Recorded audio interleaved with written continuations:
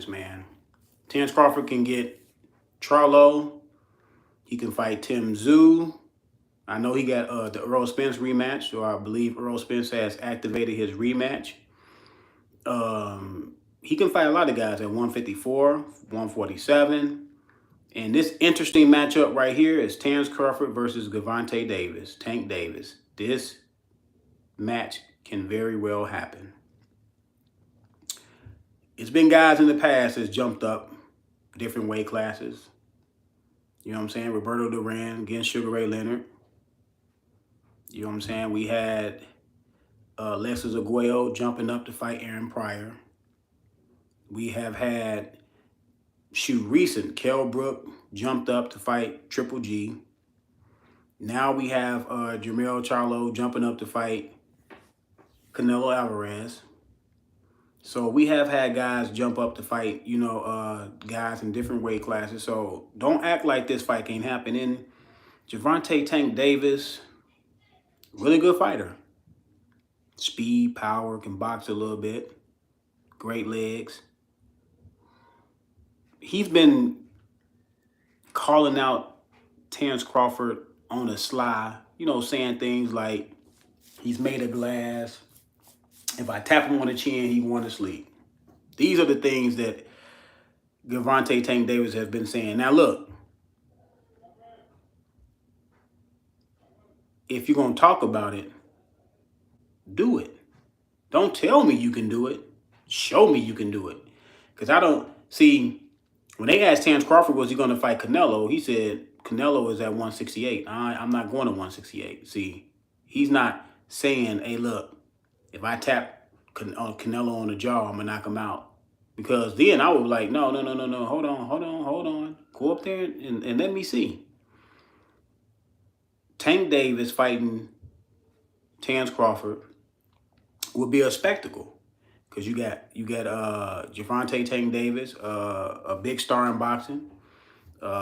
Terence Crawford just made his star-making fight, defeating Earl Spence Jr., who I've been saying he's going to defeat him for the last 3 or 4 or 5 years. I've been saying that all along. I'm not Johnny come lately. So he put on a performance. He had Eminem bring him out.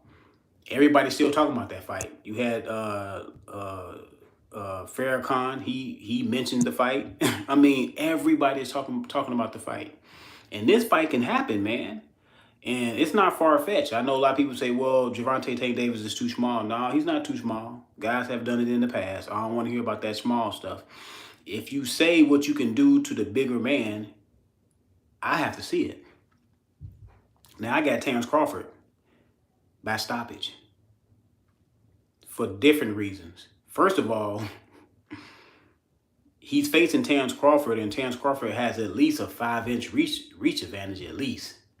And we seen that Terence Crawford is great with spacing. And we seen him unveil a power jab. Now, when a great small man fights a great big man, the great big man usually wins. Because Gervonta Tank Davis will not have clear advantages in this fight.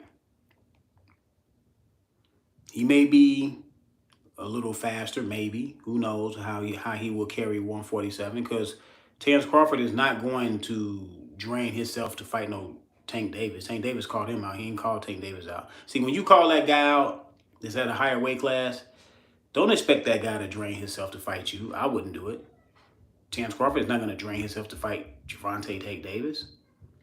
Gervonta Tank Davis is the one talking that noise. He said that if he tap him on the chin, he's going to go to sleep. I need to see that. Actually, I wouldn't mind seeing that. That's a big money fight for Terence. He at this point in his career, he should be looking for those money fights. At this point in this stage in Terence Crawford's career, he should be looking for money fights. So if Gervonta Tank Davis want to challenge Terence Crawford, I'm all for it. And I can see Gervonta Tank Davis having some success in this fight. You know, Terence Crawford will have to come in, focus on his A game. Because Tank Davis does remind me of a little he reminded me a little bit of Gamboa with more boxing skills, better IQ. I'm just saying with the explosiveness and the power. Because Gamboa, well, people fail to realize Gamboa was stopping people. I mean, Gamboa was running through people at one point in his career until he started, having layoffs and other problems he was having. But people was calling Gamboa mini Mike Tyson. So I believe that this fight can happen, and it will be a huge fight. Huge fight. Now, like I said, I got Terence Crawford over anybody from 147 to 154. Now, not to say that he won't have any challenges, because I think Tim Tszyu will challenge him. I think that'll be a nice fight. Tim Tszyu, he brings a pedigree in the ring. Tim Tszyu can fight. Powerful. He's powerful. He's really powerful. Where people thought Earl Spence was powerful, Tim Tszyu probably is that. You have Fandor, the tall guy. You have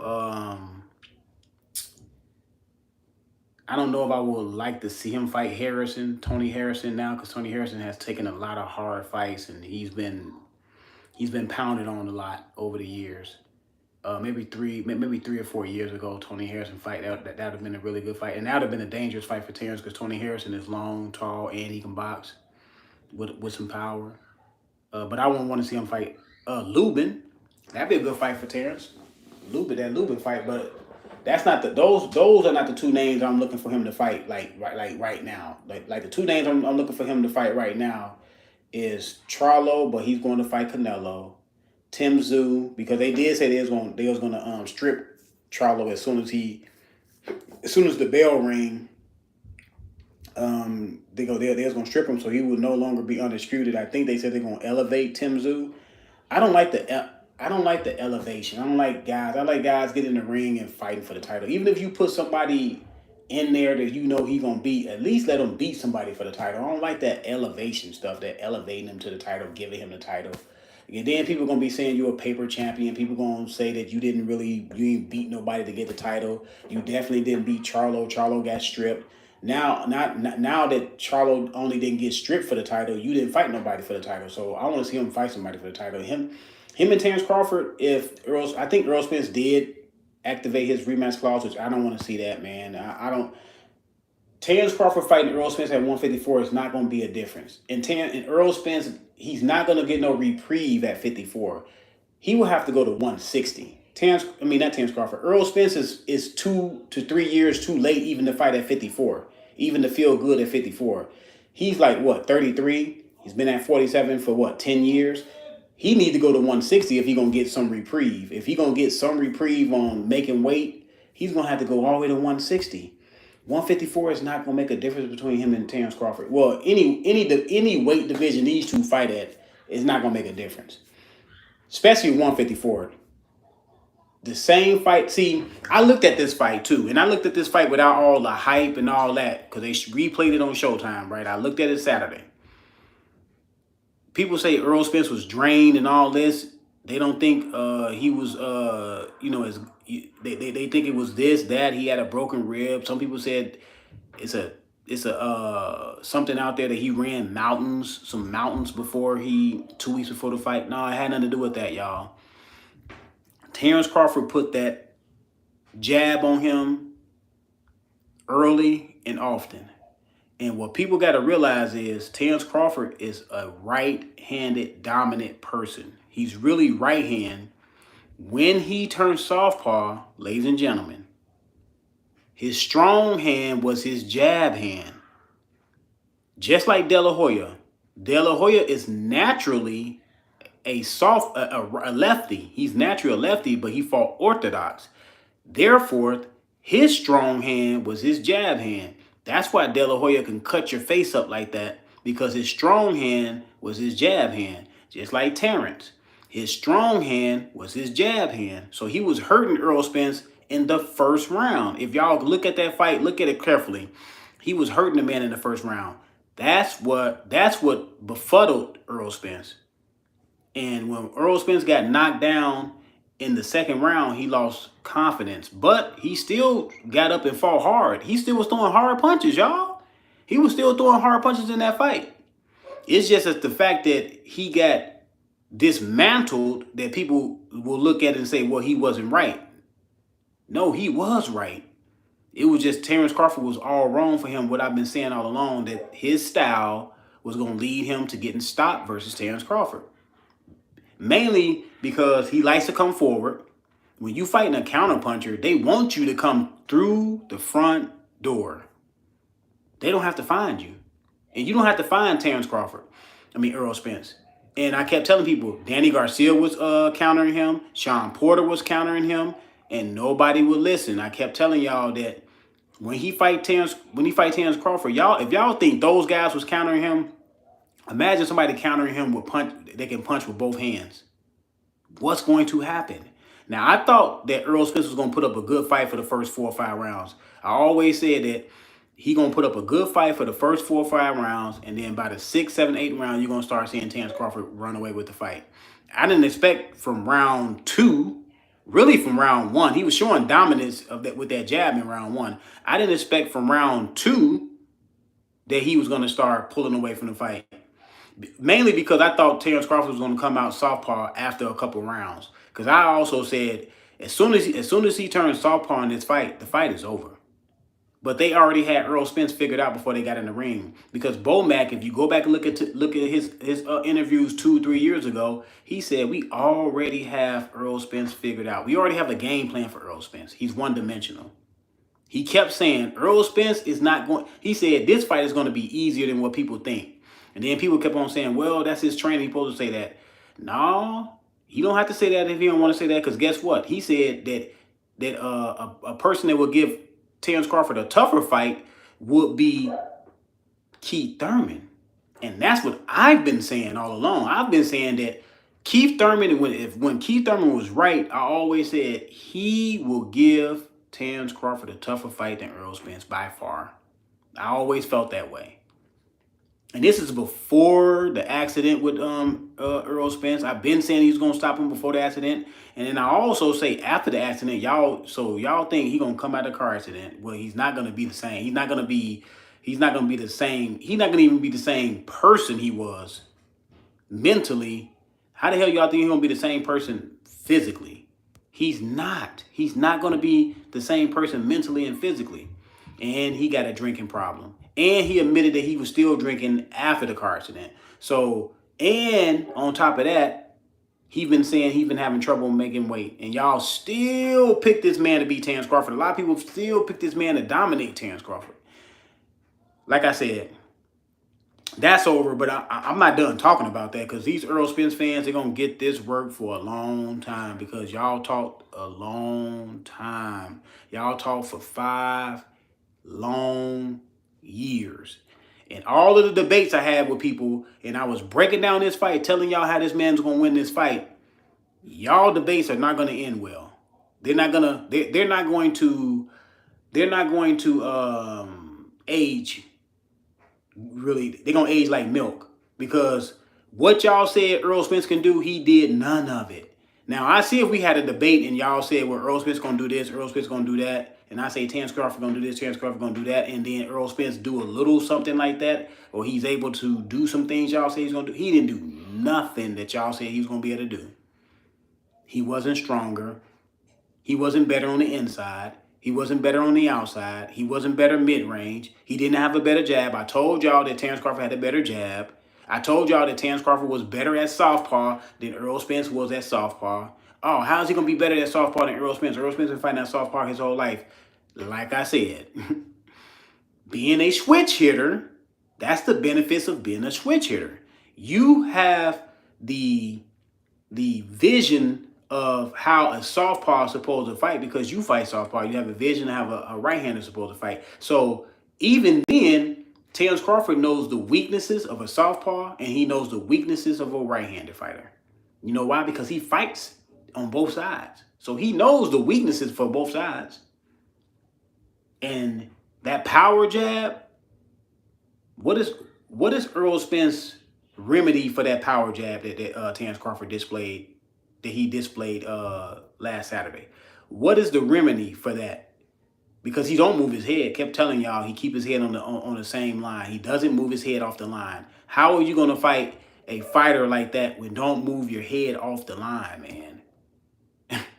It's just so many things that Errol Spence was doing flawed for all his career. It's just he didn't have the right man in front of him that can put it all together and make him pay for all those flaws.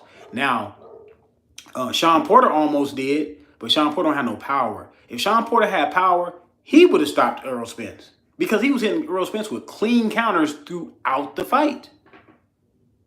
But nobody would give Sean Porter credit for his counters.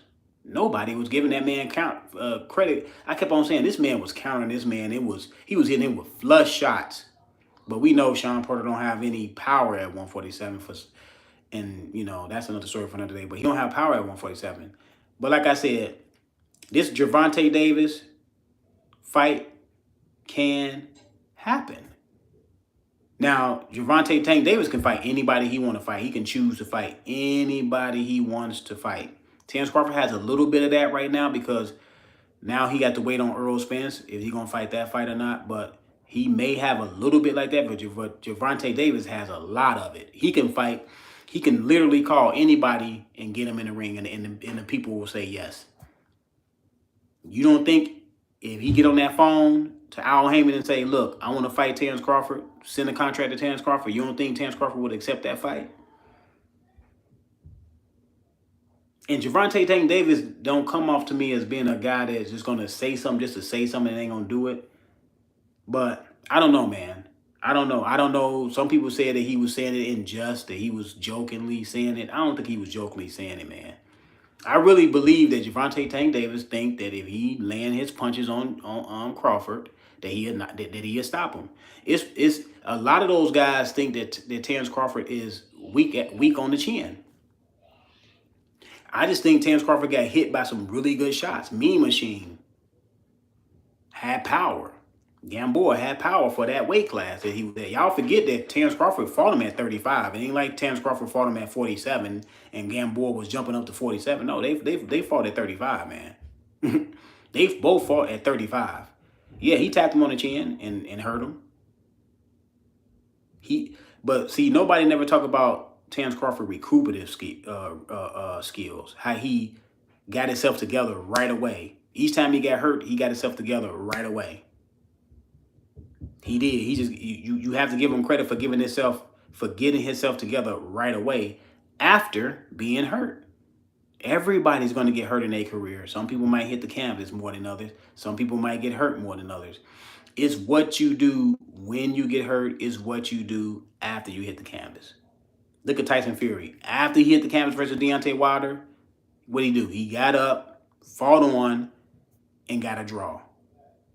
It's just Tito Trinidad. Like I said, Tito Trinidad is one of the high-level fighters, all-time great Hall of Fame fighters that I ever seen. Tito Trinidad went down so many times. Tito Trinidad went down against guys he shouldn't even went down against. But he got up and he stopped the guys. The only guy that he didn't get up and stop was Hopkins.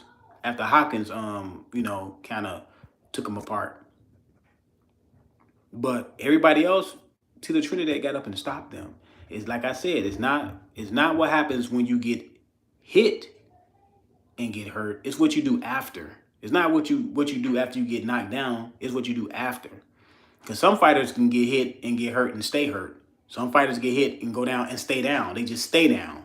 So, yeah, he got hurt. Yeah, he got hit on the chin.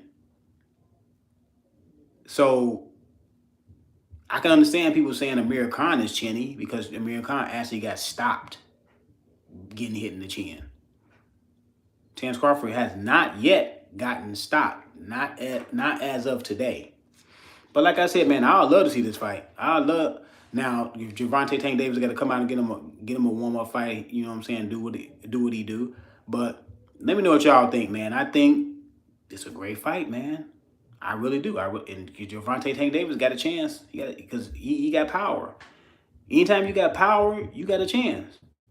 How much of a chance I give him? I don't know. 70-30. Because what people got to realize is Terence Crawford can box this man ears out from the outside with that. He got 74-inch reach. I believe Gervonta Tank Davis' reach is probably what, 68, 69, maybe 67, maybe, if it's that.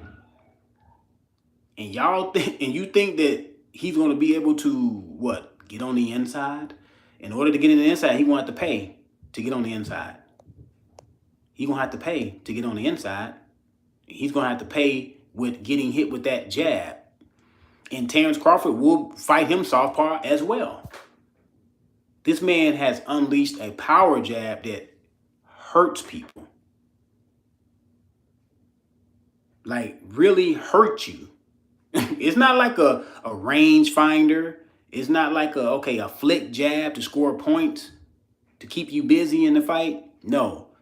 This man throwing, and Bomac said they was working on it specifically for this fight. This jab is to hurt you. Hurt you. Cut you up. Knock you down.